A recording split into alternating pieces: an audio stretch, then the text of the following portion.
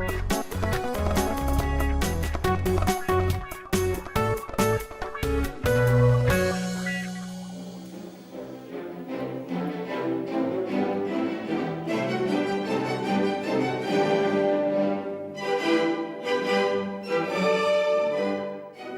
klassieke concerten verspreid over 8 locaties in Zeeuws-Vlaanderen.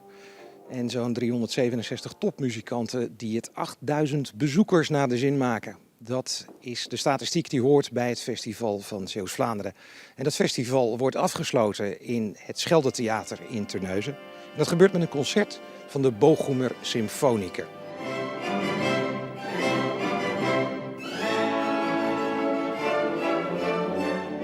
Dat orkest gaat stukken spelen van Brahms en van de Engelse componist Edward Elgar. Welkom bij het 26e slotakkoord van het Festival van Zeeuws-Vlaanderen.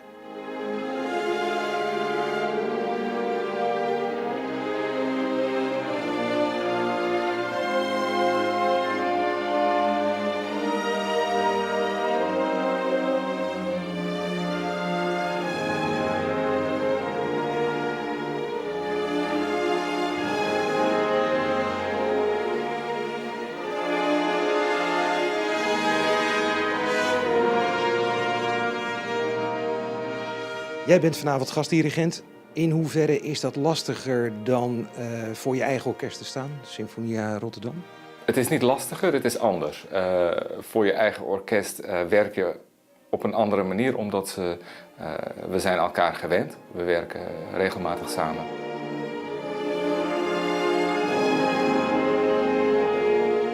Als gastdirigent heb je maar 2 of 3 dagen om het orkest te vormen. Moet je heel snel werken en je moet ietsje meer steunen eigenlijk op de cohesie binnen het orkest die al ontstaat en die al door hun chef-dirigent gevormd is.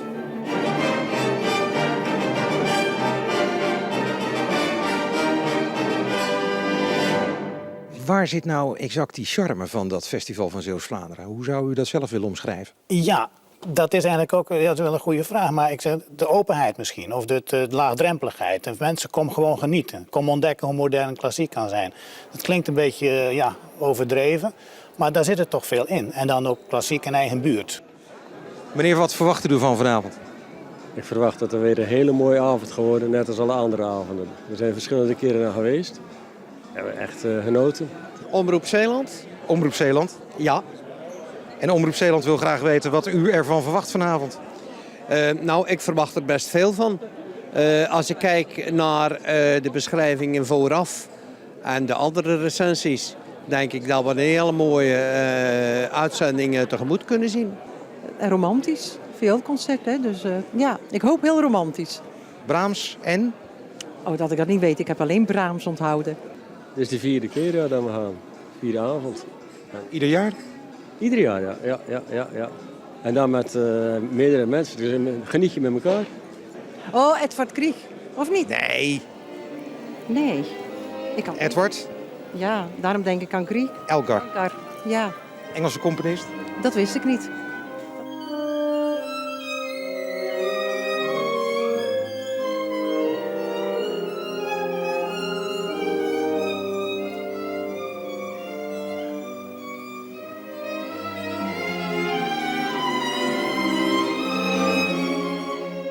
We zijn ambassadeur van de regio en we dragen de naam Zeeuws-Vlaanderen in ons logo. En dat gaat dan ook met die klassieke muzici gaat dat over de wereld mee.